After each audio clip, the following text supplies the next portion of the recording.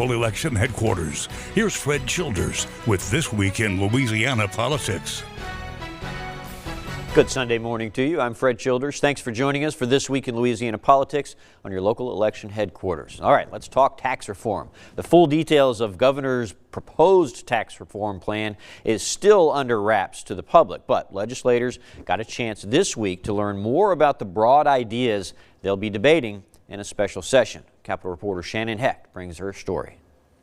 Today, legislators got a chance to ask more questions about the governor's proposed tax reform plan. A lot of people want to know where the money is going to be coming from for a lot of these proposed cuts. The state is facing an over $700 million budget hole next year with the temporary 0.45 sales tax rolling off and some triggers for an automatic income tax reduction. The governor's plan looks to farther reduce the income tax and make the temporary sales tax permanent. In order to offset that money, they plan to expand the goods and services subject to sales tax and largely focus on online sales. The broader your base of your sales tax, the more stable, and I would say the more the lower the overall rates can be, because you're going to raise more revenue on kind of a broader swath, right?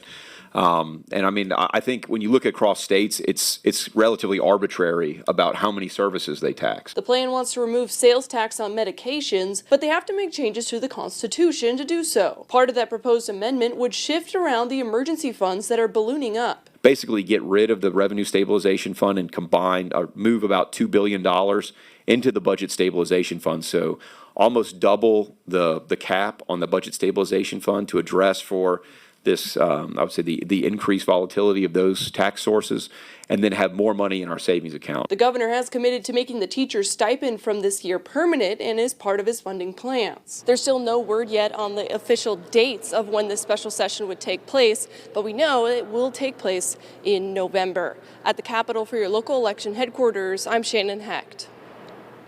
Attorneys general from over a dozen states, including Louisiana, announced lawsuits against TikTok for damaging the mental health of young users.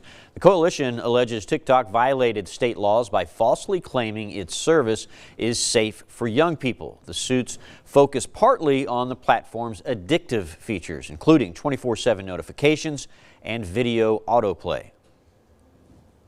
In our own states and state court. But I think what it does show is that we all believe that this is a very, very destructive algorithm, and that TikTok is lying and being deceptive in the way that it is presenting itself. And they've responded. In a statement, a TikTok spokesperson said the company strongly disagrees with the claims, calling them inaccurate and misleading. With all the recent hurricane activity, local insurance agents say now is the time to look into getting some flood insurance. Flood zone maps have changed, and it shows that flooding is prone to happen in more areas than ever before. One agent says it's best to have flood insurance in the long run rather than having to rely on FEMA to come in later.